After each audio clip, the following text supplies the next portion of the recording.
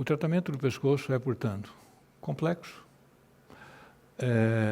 sujeito a um alto risco de recorrências locais, um alto risco de recorrências cervicais e de metástase à distância.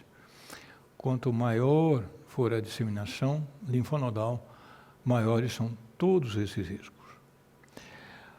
De uma maneira geral, pacientes portadores de câncer de cabeça e pescoço, né, apresentam mais risco de recorrência loco-regional do que metástase à distância.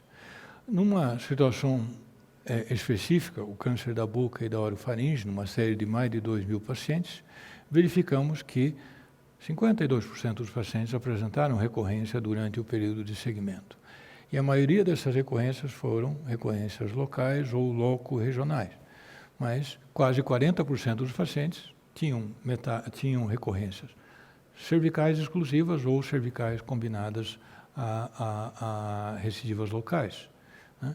E um pequeno número de pacientes apresenta metástase à distância. Então, a pergunta que existe é se existe uma recorrência num local previamente operado, vale a pena utilizar os mesmos métodos terapêuticos para resgatar esse paciente, né? Então, vários estudos tentam responder a essa questão, né? E numa série publicada por Agra em 2008, com 246 casos, né, foram tratados pacientes com recorrências locais, na maioria, ou em torno aí de uns 35%, pacientes com recorrências cervicais ou cervicais combinados a recorrências locais. Se nós olhássemos a literatura, né, o que nós olhamos, né, os resultados são favoráveis à intervenção. Porque se nada for feito, né, basta olhar esses resultados desse estudo de Mabanta, da Universidade da Flórida. Nenhum paciente que não foi tratado cirurgicamente, né, teve chance de sobrevida. Né? Tratamentos paliativos, etc., né, levam esse paciente a viver uns poucos meses. Então, nós precisamos considerar tratamento sempre que possível. E sempre que possível, tratamentos com finalidade radical. Então, no estudo de Agra, o que se observou são taxas de sobrevida, né, em torno de 30% para pacientes portadores de carcinomas de boca e faringe recidivados, com recidivas loco-regionais, submetidos a diferentes tipos de tratamento, né, ressecções locais para recidivas exclusivamente locais, esvaziamentos cervicais para recidivas exclusivamente cervicais e tratamento combinado, né, de ressecções em bloco para pacientes que apresentavam recidivas locais e regionais. Esses resultados de Agra, né, são semelhantes aos de Mabanta dos pacientes tratados e semelhantes aos resultados apresentados nessa revisão do Goodwin publicado no ano 2000, né, em que os pacientes que são tratados com recidivas linfonodais ou com câncer de boca apresentam taxas de sobrevida aí entre 20% e 40%. Podemos fazer algo além da cirurgia, né? Nesse ensaio clínico francês, né, comparou-se a estratégia de cirurgia de resgate associada à irradiação ou reirradiação, comparado-se à irradiação ou reirradiação associada à quimioterapia. Houveram diferenças importantes na sobrevida livre de doença de recorrência loco-regional, mas não existem diferenças significativas nas taxas de sobrevida global. Nesse trabalho do Memorial Hospital, analisando diversos trabalhos da literatura, se demonstra que, mais uma vez, claramente, que não tratar significa uma chance de sobrevida de uns poucos meses, né? E para pacientes que são tratados com tratamento de resgate, incluindo a cirurgia, nós podemos ter uma expectativa de sobrevida que supera 20%. Agora, as piores sobrevidas em tratamentos de resgate são as descritas para pacientes com recidivas no pescoço. Nessa série, por exemplo, que nós tínhamos 513 casos de câncer de boca, 448 deles foram submetidos à cirurgia com esvaziamento cervical, né? No decorrer do segmento, né, 16% dos pacientes tiveram recorrência no pescoço. Desses, né, 2/3 foram submetidos a alguma forma de tratamento de resgate, mas desses, né, um pouquinho mais que a metade foram submetidos a esvaziamento cervical de resgate, né? E desses pacientes, só 5, né, estão vivos sem doença. O que isso significa? Né? Que dos pacientes que são submetidos a esvaziamento cervical, 18% deles sobrevivem, dos que são resgatados, 10% sobrevivem, dos que tiveram recorrências cervicais, só 6% sobrevivem, e do total de pacientes. Fazer tudo isso, tratar com resgate, significa, né, aumentar a sobrevida em 1% apenas. Então, é um trabalho enorme, de alto risco, de alto custo, né, para salvar 1% das pessoas. Vale a pena? Vale a pena, porque nós temos que tratar pacientes, porque eu consigo tirar, né, ou devolver sobrevida a 18% daqueles que eu faço um esvaziamento cervical. Na subanálise desse trabalho, a gente fica com uma informação muito importante. As recidivas no pescoço não mexido antes, no pescoço não tratado, né, que seriam, no caso, as recidivas contralaterais, são as de melhor prognóstico, né? As de pior prognóstico são aquelas no pescoço em que existe metástase ou recorrência bilateral. Podemos melhorar o resultado do tratamento de resgate? Uma das alternativas é realizar cirurgia e utilizar a braquiterapia, né? Um estudo do AC Camargo, um estudo no Memorial Hospital com sobrevidas semelhantes ao redor de 50%, e esse resultado ele depende da radicalidade da cirurgia inicial. Se eu realizei uma cirurgia com ressecção completa ou uma ressecção com doença residual microscópica, o resultado é mais favorável. Quando existe doença residual macroscópica, o resultado é absolutamente desfavorável. Nesse outro estudo recente, se adota uma outra técnica de associação de cirurgia de resgate com radioterapia, que é a radioterapia intraoperatória, né?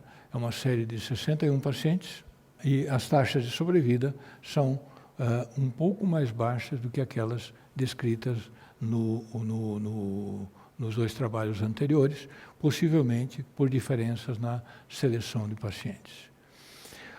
Uma outra questão que também sempre vem à tona com relação a tratamento de resgate, ela surgiu após a era do uso da quimio e radioterapia como estratégia de preservação de laringe.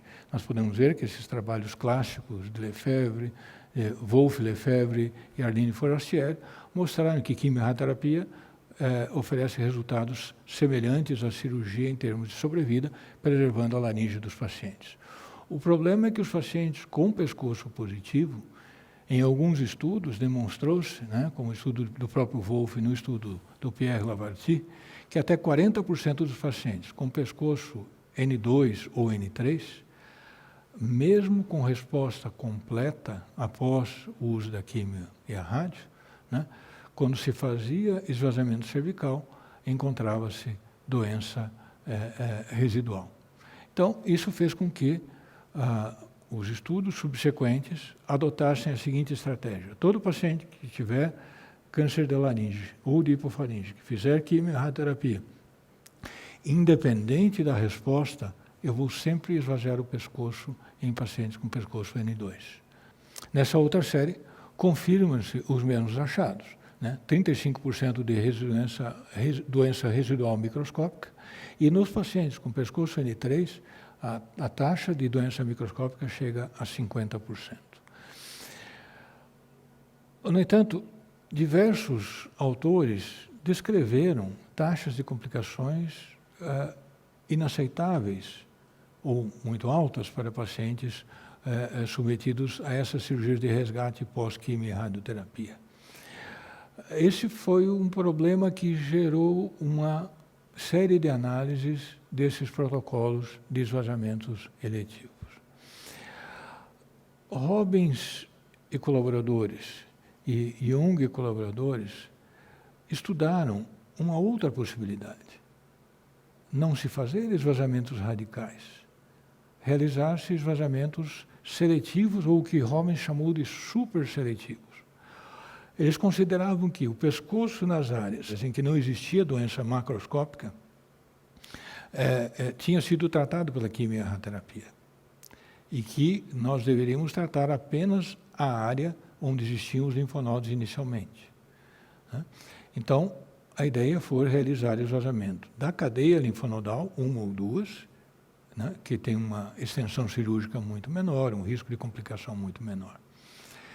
E nesses estudos se demonstrou que sim, se encontravam metástases viáveis ainda nesses locais, e a taxa de recorrência no pescoço nas áreas não mexidas, nas áreas não esvaziadas, era extremamente baixo.